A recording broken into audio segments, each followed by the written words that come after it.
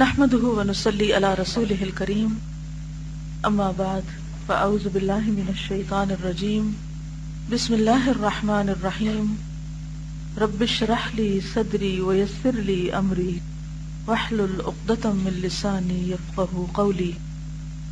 کل کا لیسن کافی سخت تھا، اس کے باوجود ہم سب سے غلطیاں ہوئی یا کوئی نہیں ہوئی نا؟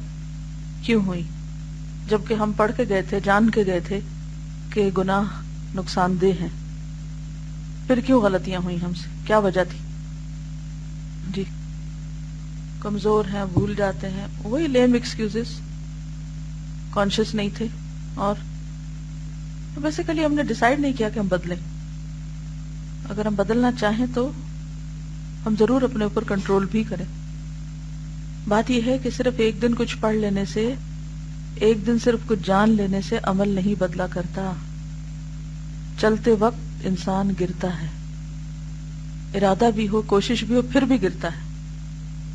چلتے چلتے چلنا آتا ہے، تو جو رخ اختیار کر لے گا، چلنے کی طرف منہ کر لے گا، اللہ تعالیٰ اس کو توفیق بھی دے دے گا۔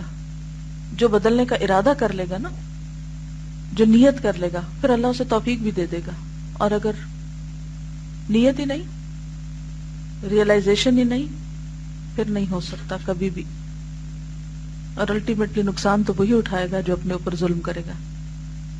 وَقَدْ خَابَ مَنْ حَمَلَ ظُلْمًا۔ کوئی خاص دعا جو آپ نے مانگی ہو اپنے لیے، جو کچھ کل سے آج تک پڑھا اور پھر عمل کیا اور کچھ کوتاہی ہوئی، کیا دعا مانگی آپ نے؟ جی اللہ ہمیں ہمارے گناہ دکھا دے، اور ارنا الحق حقا، اور اللہم انی اعوذ بک من شر نفسی۔ دیکھیے اس موقع پر یہ جاننے کی ضرورت ہے کہ غلطی کی وجہ کیا تھی، اور جب تک وہ وجہ نہیں درست ہوگی نا تو غلطی نہیں درست ہو سکتی، اور اس کے لیے دعا کریں۔ سب سے پہلی بات تو یہ کہ کل سے آج تک سوچئے کوئی غلطی کی آپ نے، اور وہ کیا تھی، اپنے آپ سے ہی سوچ کے بتائیے، اپنے آپ کو بتائیے، گفتگو میں، معاملے میں، رویے میں، اخلاق میں غلطی ہوئی؟ پھر سوچیں کیوں ہوئی، کیا وجہ تھی۔ اب اس میں بھی آپشن آپ کے، یا تو اپنے آپ کو جسٹیفائی کرنے لگے، ہم کمزور ہیں، ہم بھول گئے، اور بہت سی اس طرح کی وجوہات، لیکن اس سے آگے بھی کوئی وجہ ہے، اور وہ ہے ارادے کی کمی، ارادے کی کمزوری۔ لم نجد لہو عزما، عزم کی کمی، وہی جو آدم علیہ السلام میں ہوئی۔ پھر اور وجہ سوچئے کہ کیا کوئی خاص انوائرنمنٹ ایسا تھا، یا ضبط نفس کی کمی تھی، یا میری وہ بری عادتیں جو جڑ پکڑے ہوئے ہیں ان سے میں مجبور ہوں، کیونکہ ایڈکشن ہو جاتی ہے نا بری عادتوں کی بھی، ان سے مجبور ہوں کہ ابھی تک پوری روشنی آئی نہیں دل میں کہ دیکھ سکوں کہ جو برائی ہے وہ برائی ہے۔ کیونکہ مشکل یہ نا کہ ہم اپنی برائیوں کو اچھائی کہتے رہتے ہیں، جب تک ہم اپنے عیب دیکھ نہیں سکیں گے اصلاح نہیں ہو سکتی، دور نہیں کریں گے۔ چہرے پہ لگا داغ نظر آتا ہے تو ہٹاتے ہیں نا، جب تک نظر نہیں آتا ہٹاتے بھی نہیں۔ تو پوری طرح ڈیپلی انالائز کیجئے کہ کس چیز نے آپ کو ٹریگر کیا تھا اس غلط کام پر، کس چیز نے اکسایا تھا، کہ اگر وہ نہ ہوتی تو وہ غلطی نہ ہوتی۔ کوئی مجھے بتائے اپنا، میں واقعہ نہیں کوئی جاننا چاہتی، لیکن سبب جاننا چاہتی ہوں کہ کوئی ایسی غلطی آپ سے ہوئی جس کا آپ نے کلاس میں عہد کیا تھا کہ آئندہ میں یہ نہیں کروں گی، لیکن باہر نکلے پھر ہو گئی، تو وہ کیا چیز سبب بنی تھی، اور اس کا علاج آپ نے اب کیا سوچا ہے؟ جی اب آپ سوچئے کہ غصے کی وجہ کیا چیز بنی تھی۔ ہم سبھی سوچیں کہ اگر مثلاً ہمیں کل سے آج تک غصہ آ گیا تھا تو غصے کی وجہ کیا بنی تھی؟ کسی نے غصہ دلا دیا، یا آپ کی اپنے اندر کوئی ایسی چھپی ہوئی چیز ہے جس نے آپ کا غصہ ابھار دیا؟ تو وہ کیا چیز ہے جہاں سے آپ کو غصہ آ گیا تھا؟ اس سبب کو دیکھیے۔ جی آپ نفس پہ کنٹرول نہیں ہے، دوسروں کو پرفیکٹ دیکھنا چاہتے ہیں، کمی خود اپنے اندر ہوتی ہے، ٹھیک ہے، اور صبر کی کمی ہے، یعنی عہد تو کرتے ہیں کہ یہ نہیں کریں گے، لیکن جب وہ وقت آتا ہے تو پھر وہیں جا گرتے ہیں۔ سوچے کس چیز سے گرے تھے. وہ پانی کی سلپ تھی, وہ کیلے کا چھلکا تھا, وہ کوئی پڑی ہوئی چیز نظر نہیں آئی تھی. مطلب کوئی ریزن ہوتی ہے نا گرنے کی. فزیکلی جب ہم گرتے ہیں تو کوئی وجہ ہوتی ہے گرنے کی. تو سوچئے کہ جو بھی کوئی چیز آپ سے غلط ہوئی تو گرے کیوں؟ جی آپ بتائیے. یہ کہتی ہے کہ مجھے ایسا محسوس ہوتا ہے کہ میرے اپنے اندر کوئی ایسی خرابی ہے کہ جس کی وجہ سے میں ابھی تک اللہ کی مدد کے قابل نہیں ہوں, کیونکہ اگر اللہ میری مدد کرتا تو میں شیطان کے پھندے میں نہ آتی, میں نہ گرتی. تو اس کے ازالے کے لیے کیا کرنا چاہیے؟ پھر اللہ سے مدد مانگنی چاہیے, پھر استغفار کرنا چاہیے. آپ سب نے سچے دل سے استغفار کی کسی موقع پر؟ اوکے, پھر کیجئے, اس عمل کو جاری رکھیے, کیونکہ استغفار فائدہ مند ہوگا انشاءاللہ.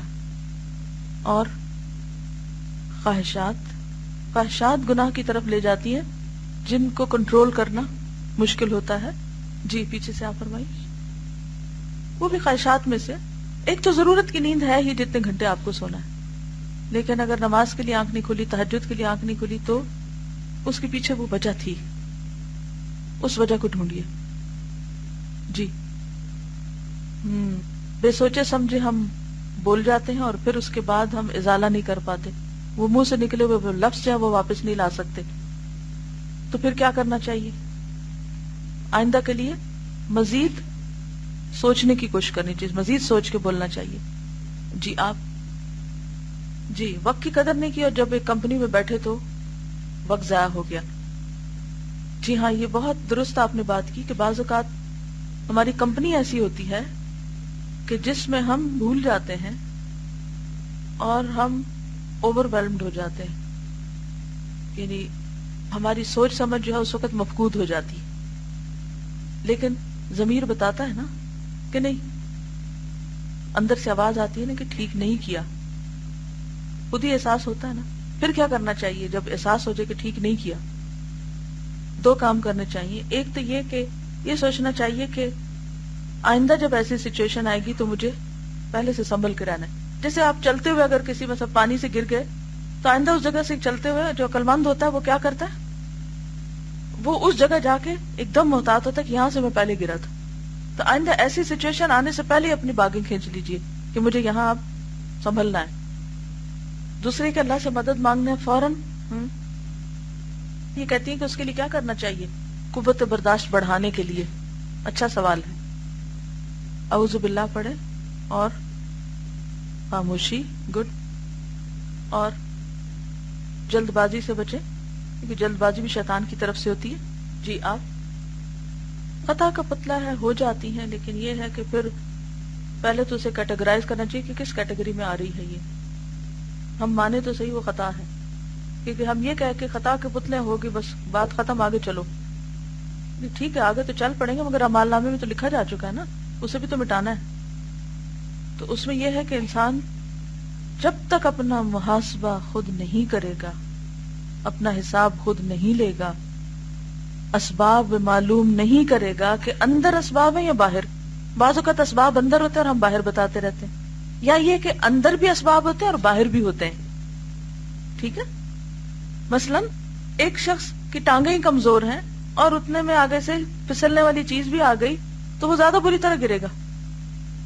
لیکن اگر باہر پھسلنے والی چیز ہے اور اس شخص کے قدم مضبوط ہے تو وہ زیادہ بہتر سنبھل جائے گا. تو دونوں اسباب جانیے, کون سے؟ اندر کے بھی اور باہر کے بھی. کس چیز نے پھسلایا, کیوں پھسلے, کیوں گرے, کیوں ایسا ہوا, آئندہ ایسا نہیں کرنا. اور جب سبب پتہ چل جائے گا نا, آپ کو صحیح وجہ پتہ چل جائے گی, تو آپ دیکھیں گے کہ آپ انشاءاللہ کامیاب بھی ہونے لگیں گے اللہ کی مدد سے. جی ہاں, اس سچویشن کو اوائڈ کریں. لیکن بعض اوقات ایسا ہوتا ہے نا کہ آپ اوائڈ کر نہیں سکتے, آپ کو انہی لوگوں کے ساتھ جینا ہے. مثلا اگر آپ کے گھر میں کوئی شخص بہت ہی منفی ذہن کا مالک ہے, ون آف یور پیرنٹس, تو اب آپ گھر چھوڑ کے تو نہیں بھاگ سکتے, یہ بھاگ جائیں گے. رہنا تو اسی گھر میں ہے نا, کہ نہیں؟ اب کسی کے شوہر مثلا بہت بد زبان ہے, اب آپ کیا کریں گے؟ گھر چھوڑ دیں گے؟ نہیں, آپ کو وہیں رہنا ہے. تو پھر آپ کو یہ ڈفرنس مینجمنٹ سیکھنی پڑے گی کہ ڈفرینسز کے موقع پر مجھے کس طرح بہیو کرنا ہے. وہ تو ایسا ہے ہی، لیکن مجھے سیکھنا ہے. یہ ایسا ہی ہوتا ہے نا کہ جیسے کسی گھر میں کوئی ہینڈی کیپڈ پرسن ہوتا ہے نا، بعض اوقات گھروں میں ایسے بیمار بچے ہوتے ہیں یا کوئی، تو اس کے لیے پورے گھر والوں کو کچھ خاص طریقے سیکھنے پڑتے ہیں ڈیلنگ کے، یا نہیں؟ کوئی مثال سے سمجھائے گا مثلا؟ جی آپ بتائیے. بالکل، شاباش.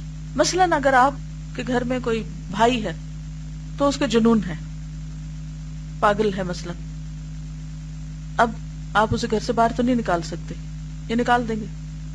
نہیں. بھائی ہے، کہاں پھینکیں گے؟ آپ خود بھاگ جائیں؟ نہیں، یہ بھی نہیں ہو سکتا. تو پھر آپ کو یہ پتا ہونا چاہیے کہ جب اس پہ پاگل پن کا دورہ پڑے تو اب آپ نے کیا کرنا ہے. وہ تو نہیں کر سکتا کچھ کیونکہ وہ تو ہے ہی پاگل.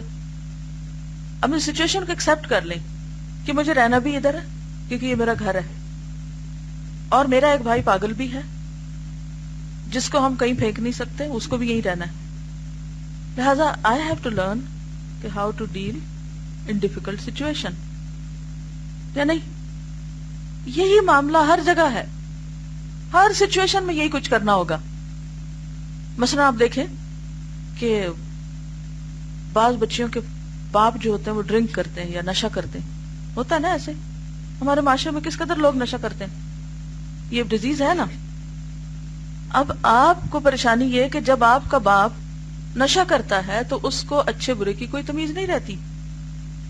ہو سکتا ہے باپ کے نشے کی وجہ سے آپ کی عزت بھی خطرے میں ہو، کیونکہ ایسی سٹوری سننے میں آتی ہیں.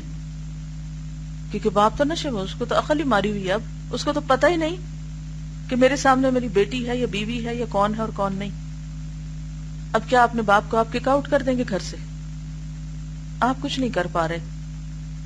اب آپ نے جب دیکھا کہ باپ وائلنٹ ہو رہا ہے نشے میں، آپ کو کیا کرنا بتائیے؟ کوئی پتہ نہیں کیا کرنا ہے. جا کے ہمسایوں کو بتانا ہے کہ میرا باپ نے نشہ کیا ہوا اس وقت ہے، یہی کریں گے؟ جی، خود کو سچویشن سے ہٹا لینا ہے، خود اپنی پروٹیکشن کرنی ہے، کیونکہ آپ کے پاس اس وقت عقل ہے، اس کے پاس نہیں ہے.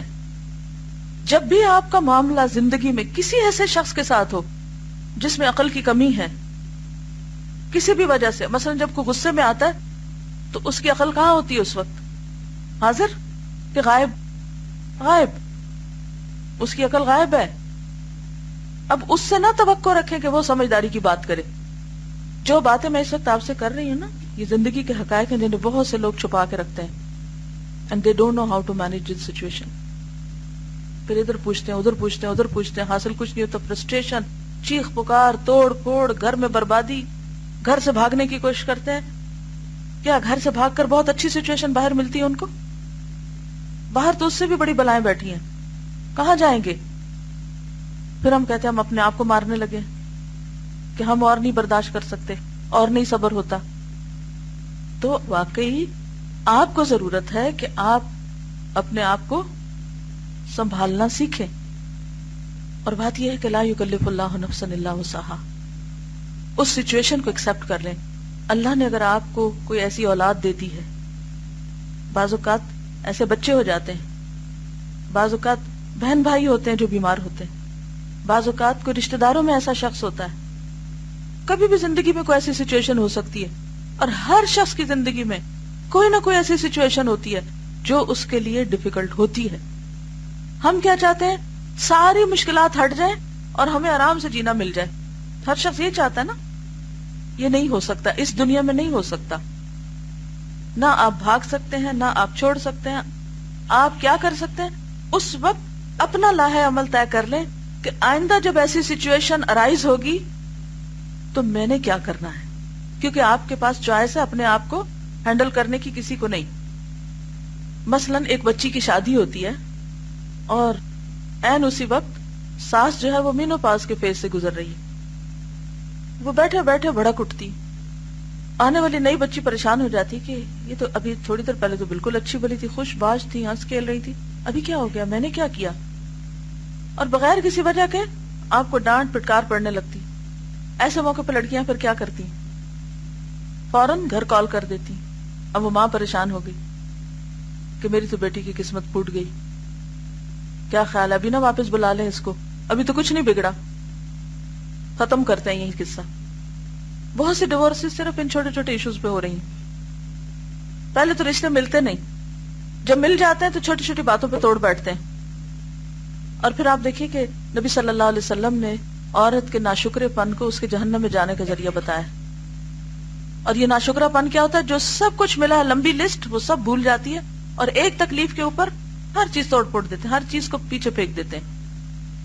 اب مثال کے طور پر اگر آپ اپنے شوہر سے خوش نہیں تو اپنے آپ کو لے جائیے شادی سے پہلے والی سچویشن میں اور دونوں کو کمپیئر کیجئے. شادی سے پہلے آپ کے پاس کیا کیا تھا اور شادی کے بعد آپ کو کیا کیا ملا ہے اور کیا نہیں ملا.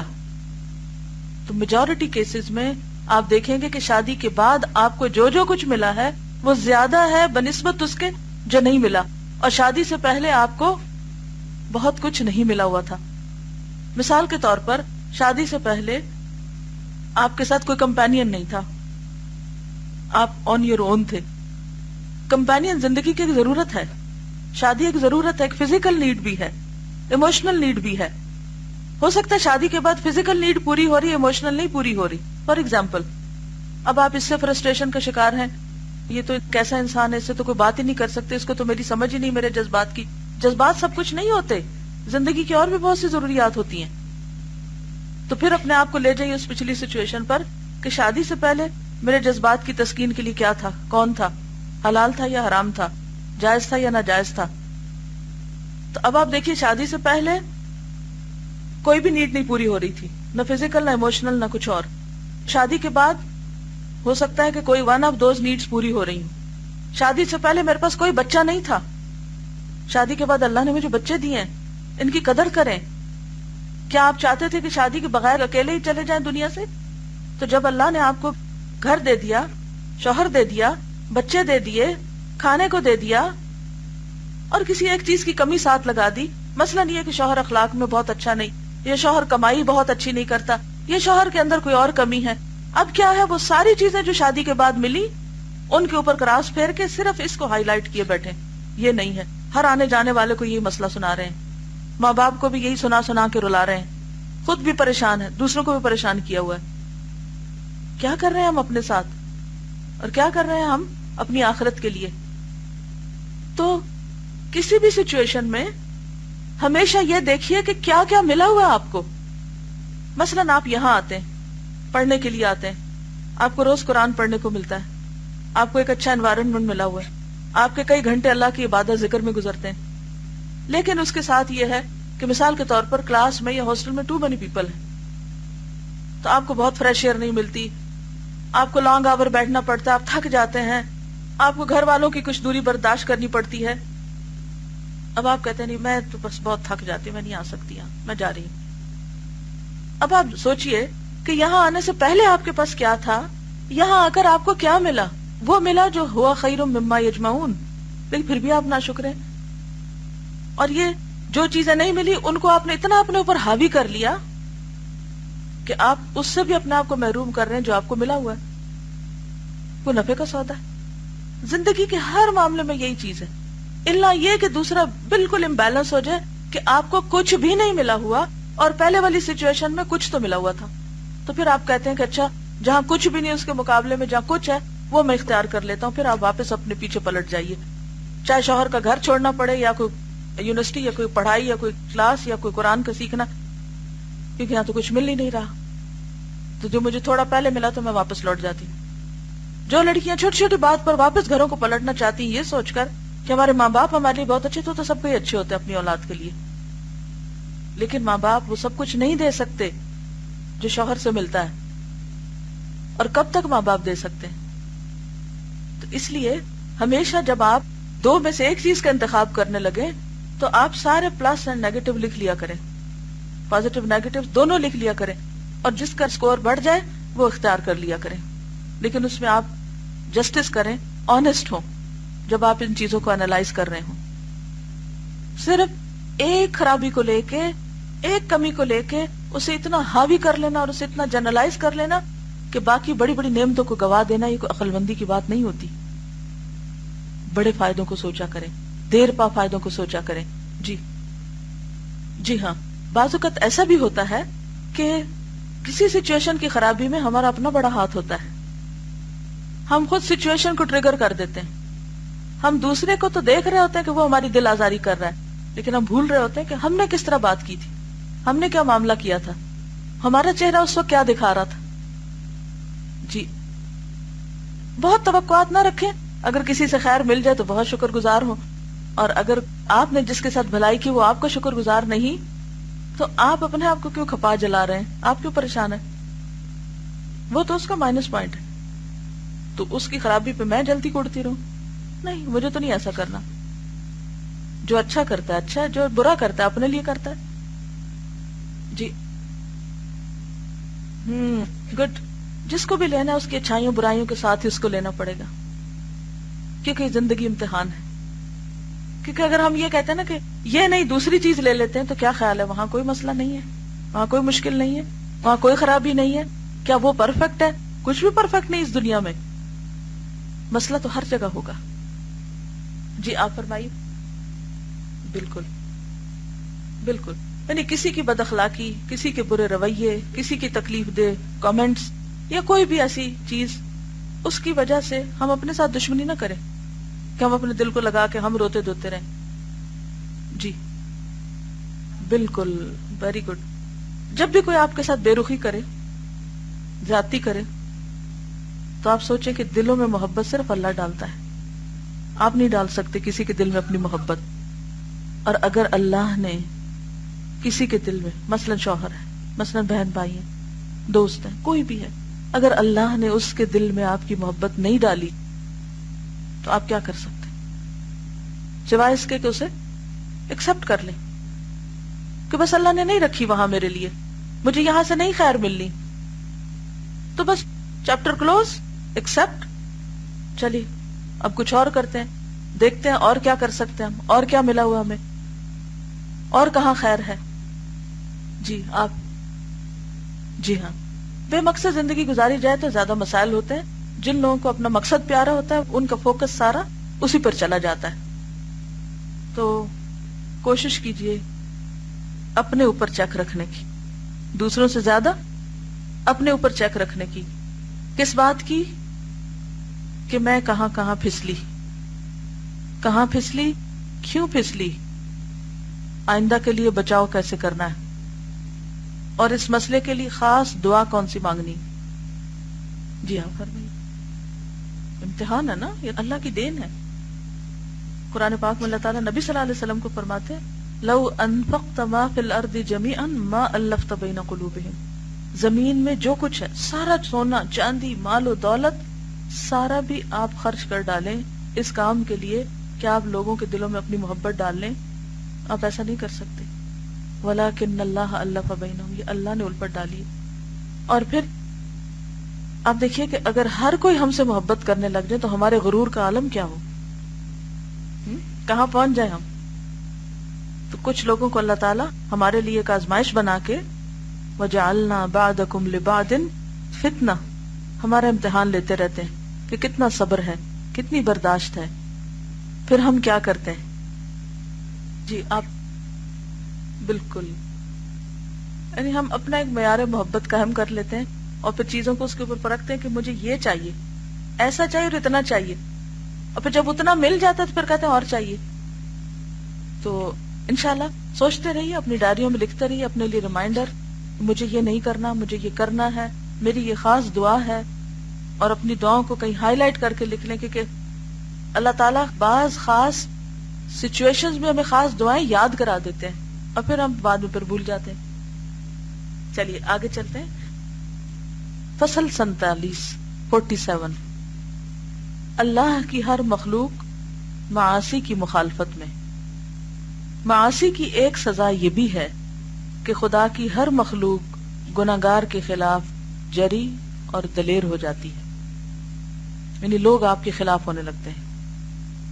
تو جب بہت مخالفتوں کا سامنا کرنا پڑے تو پھر استغفار کریں کہ غلطی اپنی ہی ہے کہیں جو نظر نہیں آ رہی کہ کیا ہے.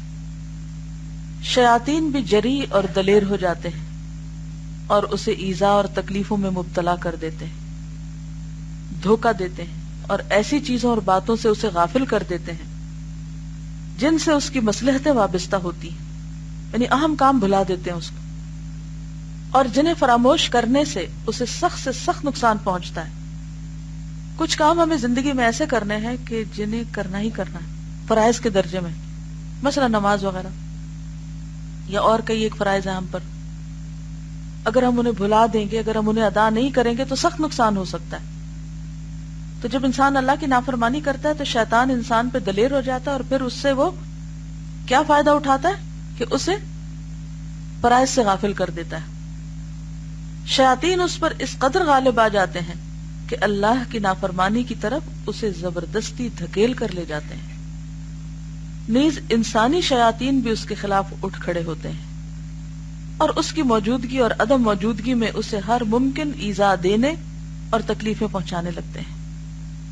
اس کے گھر کے لوگ، خدام، نوکر چاکر، اس کی اولاد اور پڑوسی سب کے سب اس کے خلاف ہو جاتے ہیں۔ بعض لوگ باقاعدہ روتے ہیں اس بات پہ کہ سب میرے خلاف ہیں، ہر کوئی میرے خلاف ہے، کوئی میرا ساتھ نہیں دیتا، کہتے ہیں ایسے۔ کبھی سنی یہ بات؟ اگر آپ اسے پوچھیں کہ کیوں، تو ہر ایک کا قصور بتا دے گا سوائے اپنے۔ اور یہاں یہ کیا بتا رہے کہ قصور اپنا ہے، لیکن نظر نہیں آتا نا، یاد ہی نہیں ہوتا کون سا تھا، کیا ہے، کیونکہ ہر ایک پہ پابندی لگائی ہوئی کہ خبردار جو کوئی مجھے بتائے میرا قصور کیا ہے، میں تو مظلوم ہوں، میرا بھی کوئی قصور ہو سکتا، سارے تو میرے خلاف ہے لہٰذا میں مظلوم ہوں۔ تو اگر واقعی اپنا بھلا چاہتے ہیں تو دوسروں سے پوچھ لیں یا کوئی بتائے تو سن تو لیں کیا کہہ رہا ہے کوئی۔ سب کے سب اس کے خلاف ہو جاتے ہیں اور اسے ستانے کی کوشش کرتے ہیں۔ حیوانات اور چوپائے بھی اس کے خلاف جری اور دلیر ہو جاتے ہیں۔ اسی لیے اسلاف میں بھی بعض بزرگوں نے کہا ہے، انی لعاصی اللہ فعارف ذلک فی خلق امرأتی و دابتی، جب کبھی مجھ سے اللہ کی کوئی نافرمانی ہو جاتی ہے تو اس کا اثر مجھے اپنی بیوی اور سواری کے جانوروں تک میں محسوس ہوتا ہے۔ جو بھی سبارڈینیٹس ہیں، جو بھی میرے نیچے کام کرتے ہیں، حتیٰ کہ سواری، اس میں بھی اثر آنے لگتا ہے۔ اسی طرح حکام اس کے خلاف اقدام کرتے ہیں اور عدل و انصاف کی مسند پر بیٹھ جاتے ہیں تو اس پر پوری پوری حدود جاری کرتے ہیں اور سخت ترین سزائیں دیتے ہیں۔ خود اس کا نفس بھی اس کے خلاف جری ہو جاتا ہے، جو شیر کی طرح اس پر حملہ آور ہوتا ہے اور اسے مشکلات اور دشواریوں میں مبتلا کر دیتا ہے۔ یعنی انسان کے لیے اپنا نفس کنٹرول کرنا مشکل ہو جاتا ہے۔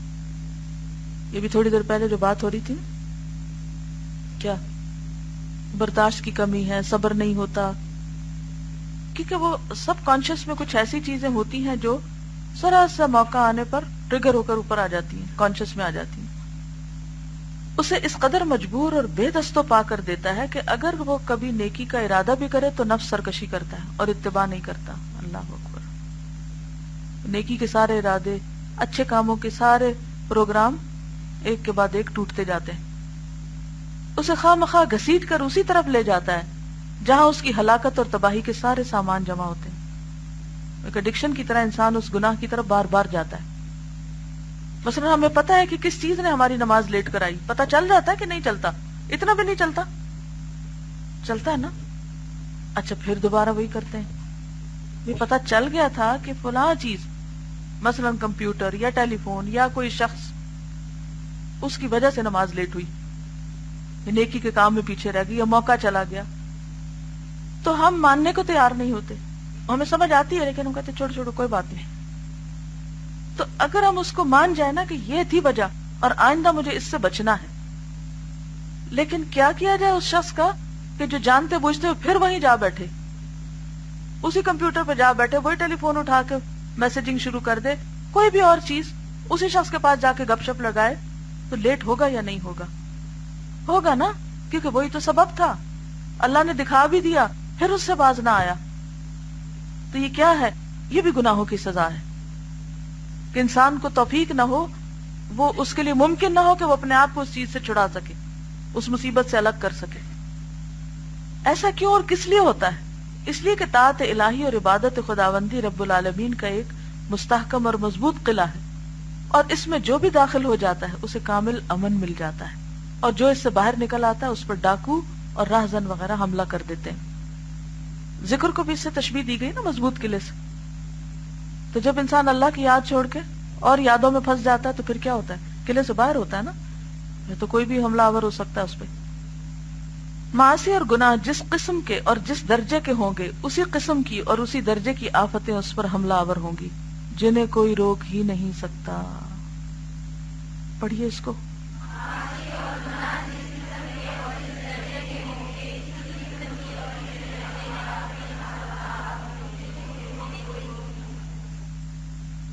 ذکر الہی، اطاعت خداوندی، صدقہ خیرات، جہلاء کو ہدایت اور تلقین، امر بالمعروف اور نہی عن المنکر، ایسی زبردست اور مقدس چیزیں ہیں کہ وہ بندے کی حفاظت اسی طرح کرتی ہیں جس طرح انسان کی قوت آنے والے یا آئے ہوئے مرض کی مقاومت اور مدافعت کرتی رہتی ہے۔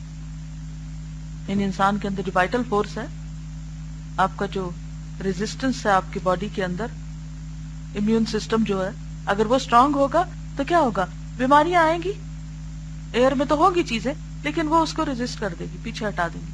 لیکن اگر وہ ویک ہو تو ہر وائرس حملہ آور ہو جائے گا۔ تو گناہ بھی انسان پر اس وقت حملہ آور ہوتے ہیں جب اس کا دل یا ایمان یا ارادہ کمزور ہوتا ہے۔ یہ قوت اگر ختم ہو جائے تو مرض پوری قوت سے حملہ کر دیتا ہے اور بالآخر اسے ہلاک کر ڈالتا ہے۔ آدمی کے لیے وہ قوت ضروری ہے جو دفاع کر سکے، یعنی بجائے اس کے کہ آپ روز روز اینٹی بایوٹکس کھاتے رہیں، اس سے بہتر ہے کہ آپ کیا کریں؟